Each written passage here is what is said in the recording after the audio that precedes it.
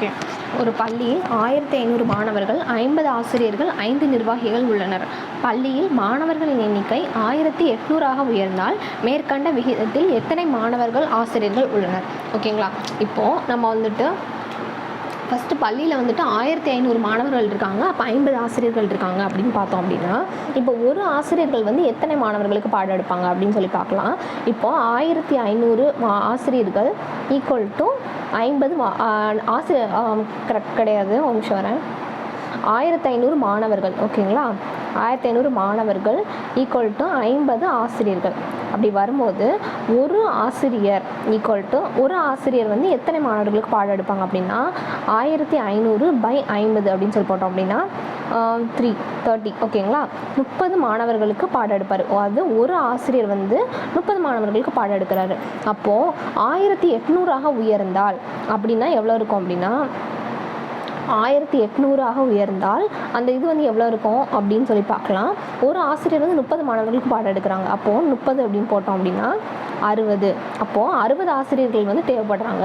ஒரு 1800 மாணவர்களுக்கு 60 ஆசிரியர்கள் தேவைப்படுறாங்க, ஓகேங்களா. அதே இது அடுத்த கொஸ்டின், அடுத்த இதை பார்க்கலாம். அடுத்த ஸ்டேட்மெண்ட் பாருங்கள். இதே தான் 1500 மாணவர்களுக்கு 5 நிர்வாகிகள் இது பண்ணுறாங்க. அப்போது ஒரு நிர்வாகி எத்தனை மாணவர்களை ஹேண்டில் பண்ணுவாங்க அப்படின்னு சொல்லி பார்க்கலாம். அப்போது 1500 மாணவர்கள், ஓகேங்களா, ஈக்குவல் டு 5 நிர்வாகிகள். அப்போது ஒரு நிர்வாகி எவ்வளவு பேரை ஹேண்டில் பண்ணுவாங்க அப்படின்னா 1500/5 அப்படின்னு போட்டோம் அப்படின்னா 300. அப்போது 300 மாணவர்களுக்கு ஒரு நிர்வாகி வந்து இருக்கிறாங்க. அதே மாதிரி நிர்வாகிகளோட அப்போ வந்து 300 மாணவர்களுக்கு வந்து ஒரு நிர்வாகி இருக்கிறாங்க, ஓகேங்களா. அப்போது 1800 மாணவர்களுக்கு எத்தனை நிர்வாகிகள் இருப்பாங்க அப்படின்னு சொல்லி பார்க்கலாம். இப்போ 1800/300, ஓகேவா.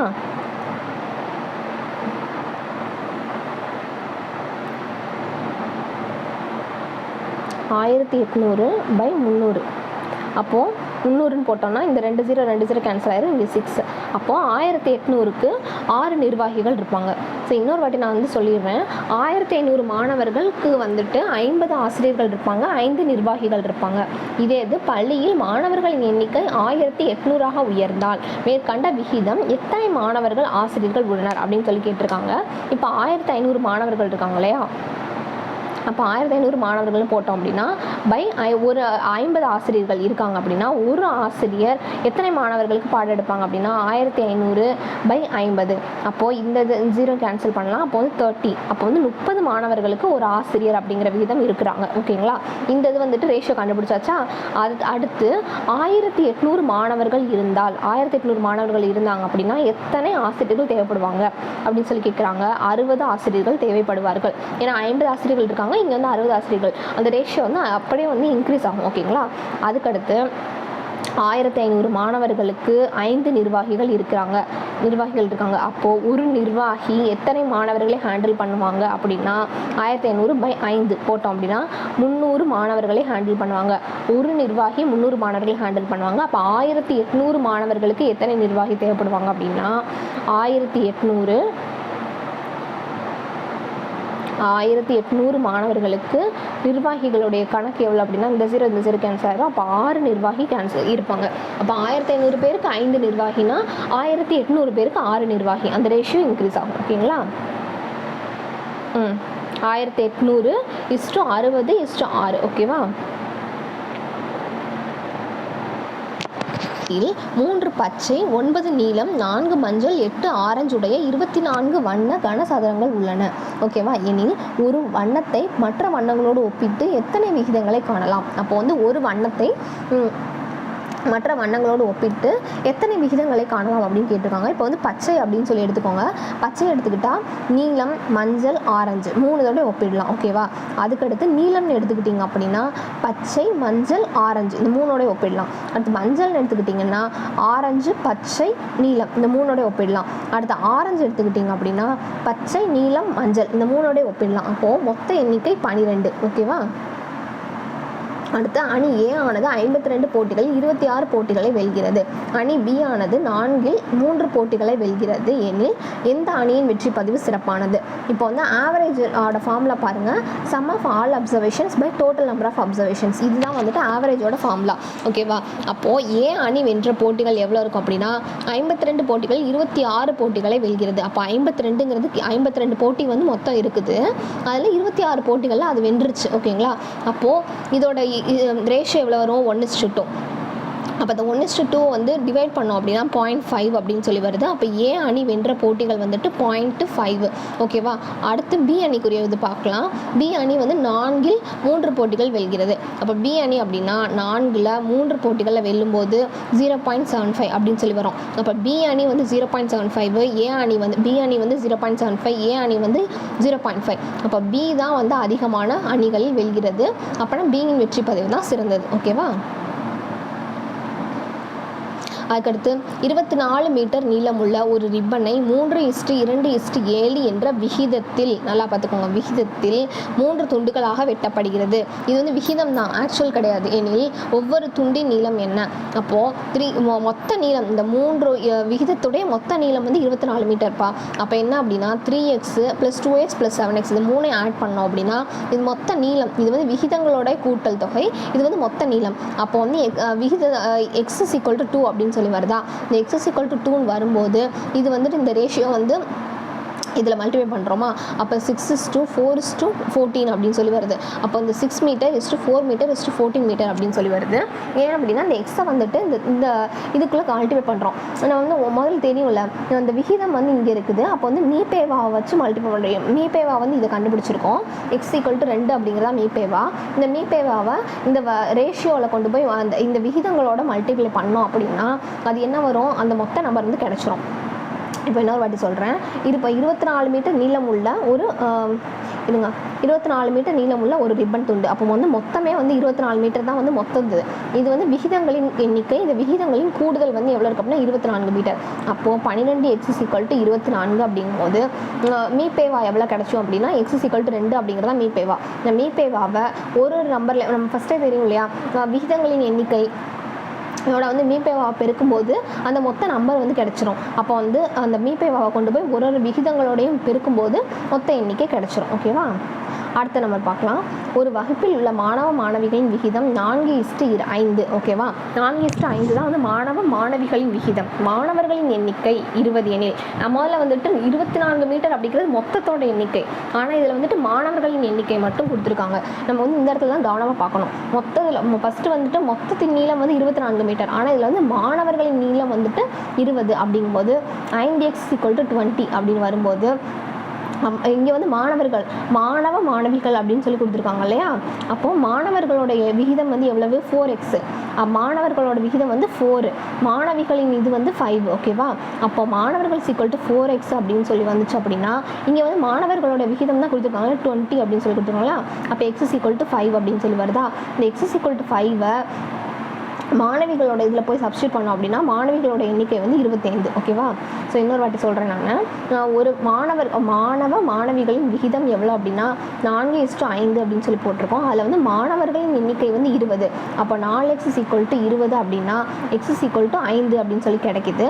அப்போ இந்த x = 5 வந்துட்டு இந்த மாணவிகளுடைய இதில் வந்து போட்டோம் அப்படின்னா மாணவிகளோட எண்ணிக்கை வந்துட்டு 25 அப்படின்னு சொல்லி கிடச்சிது. ஓகேவா? ஏன்னா இங்கே வந்து ஃபஸ்ட்டு வந்து மாணவ மாணவிகள் அப்படின்னு சொல்லி கொடுத்துருக்காங்க. இதை வந்து நம்ம வந்து ரேஷியோ வந்து கவனமாக வாசிக்கணும். வாசித்தா தான் வந்துட்டு இதை கண்டுபிடிக்க முடியும். ஓகேவா? அதுக்கடுத்து 16 பென்சில்களின் விலை 48 எனில் 4 பென்சில்களின் விலை என்ன? இது வந்து கொஞ்சம் டிஃபிகல்ட்டாக இருக்க மாதிரி தெரியும். நான் வந்து போடுற மாதிரி போட்டோம்னா கிடச்சிரும். ஓகேவா? 48 அப்படிங்கிறது ரூபாய் 48 அப்படிங்கிறது 16 பென்சில்களின் விலை. அப்போது ஒரு பென்சிலின் விலை என்ன? 48/16 = 3 ரூபாய். அப்போது ஒரு பென்சிலின் விலை 3 ரூபாய்னா 4 பென்சில்களின் விலை 12 ரூபாய். ஓகேவா? சரி இன்னொரு வாட்டி சொல்கிறேன். அது 48 அப்படிங்கிறது 16 பென்சில்களின் விலை. அப்போது ஒரு பென்சிலின் விலை என்ன? ஒரு பென்சிலின் விலை வந்துட்டு 48/16 = 3 ரூபாய். அதான் வந்துட்டு ஒரு பென்சிலின் விலை. அப்போனா ஒரு பென்சில் விலை 3 ரூபாய்னா 4 பென்சில்களின் விலை என்ன? 12 ரூபாய். ஓகேவா. அதுக்கடுத்து X square minus Y square மற்றும் எக்ஸ் மைனஸ் ஒய் ஆகியவற்றின் மூன்றாவது விகிதம் காண்க. நம்ம ஃபஸ்ட்டே வந்து மூன்றாவது விகிதம்க்கு ஃபார்முலா என்னன்னு படிச்சிருக்கோம். a:b:b:c. இதே நான்காவது விகிதம்னா a:b:c:d. ஓகேங்களா. இது வந்துட்டு கூட்டு காம்பவுண்டட் ரேஷியோனா என்ன, அதுக்கடுத்து கண்டினியூடு ரேஷியோனா என்ன அப்படிங்கிறதுக்குலாம் வந்து நம்ம ஃபஸ்ட்டு பார்த்தோம். அதெல்லாத்தையும் நீங்கள் ஒரு வாட்டி ரீகால் பண்ணிக்கோங்க. ஓகேங்களா. இப்போது மூன்றாவது விகிதம் அப்படின்னு சொல்லும்போது a:b:b:c. அப்போது இதுதான் வந்துட்டு ஏன் வருது, இது வந்து பி, அந்த இது வந்து ஏன்னு எடுத்துக்கிறோம். ஓகேவா. இது வந்து பின்னு எடுத்துக்கிறோம். அப்போது பி ஏக்கு வந்து இது, பி வந்து இது, அதுக்கடுத்து பி வந்து இது, அதுக்கடுத்து சி வந்து இது. அப்போ இது எல்லாத்தையும் இது பண்ணோம் அப்படின்னா இந்த இடத்துல கிராஸ் மல்டிப்ளை பண்ணுறோம். c × x² - y² = x - y × x - y அப்படின்னு போட்டோம் அப்படின்னா அப்போ c வந்து இந்த இடத்துல எடுத்துக்கிட்டு x - y × x - y, இந்த x² - y² வந்து இந்த இடத்துல காமன் கீழே இறக்கிடுறோம். ஓகேவா. இந்த x² - y² வந்து எதோட ஃபார்மேட்டில் இருக்குன்னா a² - b² ஃபார்மேட்டில் இருக்குது. அப்போ இந்த a² - b² எப்படி பண்ணலாம் அப்படின்னா a + b × a - b அப்படின்னு சொல்லி போடலாம். ஸோ இங்கே பாருங்கள், a + b × a - b அப்படின்னு சொல்லி போடலாம். ஓகேங்களா. அப்போது இந்த a - bயும் இந்த a - y x - y cancel ஆயிரும். அப்போ x - y / x + y அப்படின்னு சொல்லி போட்டுக்கலாம். ஸோ என்ன வாட்டி சொல்கிறேன் நான், இந்த இது வந்துட்டு கண்டினியூ, இது வந்து என்ன ப்ரொபோர்ஷனில் இருக்குது அப்படின்னா மூன்றாவது விகிதம் அப்படிங்கிற ப்ரொபோர்ஷனில் இருக்குது. அப்போ a:b:d:c அப்படின்னு சொல்லி போட்டுக்கலாம். அதுக்கடுத்து x² - y² x - y x - c அப்படின்னா வந்துட்டு இது ரெண்டையும் வந்து போட்டோம் அப்படின்னா இந்த இடத்துல வந்துட்டு c வந்து இந்த இடத்துல கிராஸ் மல்டிப்ளை பண்ணுறோம். ஓகேவா. இந்த இடத்துல கிராஸ் மல்டிப்ளை பண்ணும்போது இந்த x - y இந்த x - y வந்து இந்த இடத்துல இருக்குது. அதுக்கடுத்து இந்த x² - y² இந்த இடத்துல இறக்குறோம். அப்போ இந்த x² - y² எப்படி எழுதுறோம் அப்படின்னா x + y × x - y அப்படின்னு எழுதுறோம். இந்த x - y இந்த x - y கேன்சல் ஆயிரும். அப்போது கிடைக்கக்கூடிய ஃபார்முலா எவ்வளோ இருக்கும் அப்படின்னா x - y / x + y அப்படின்னு எடுத்துக்கிறோம். அப்போ c = x - y / x + y. ஓகேங்களா. அடுத்து a:b இந்த ஃபார்மெட்டில் வந்து நம்ம வந்து சும்மா வந்து எழுதிக்கிறோம். ஓகேவா. a:b என்ன கொடுத்துருக்கோம், 6:7 கொடுத்துருக்கோமா. அடுத்து b:c என்ன 8:9 கொடுத்துருக்கோம். அப்போது a:c என்னன்னு கேட்டிருக்காங்க. அப்போ வந்து இந்த 7 வந்து இந்த இடத்துல எழுதுகிறோம். அடுத்து இந்த 8 வந்து இந்த இடத்துல எழுதுகிறோம். அப்போ இது ரெண்டையும் மல்டிப்ளை பண்ணுறோம். 5 8 40, 6 8 48. ஓகேவா. 7 8 56, 7 9 63. ஓகேவா. அதுக்கடுத்து a:c என்னன்னு கேட்டிருக்காங்க. அப்போ 40:63 எவ்வளவு, 16:21. ஓகேவா. இன்னொரு வாட்டி சொல்கிறேன். இந்த a:b வந்து என்ன வருது அப்படின்னா 6:7, b:c வந்து 8:9. இந்த 8 வந்து இந்த இடத்துல போடுறோம், 7 வந்து இந்த இடத்துல வருது. ஓகேங்களா.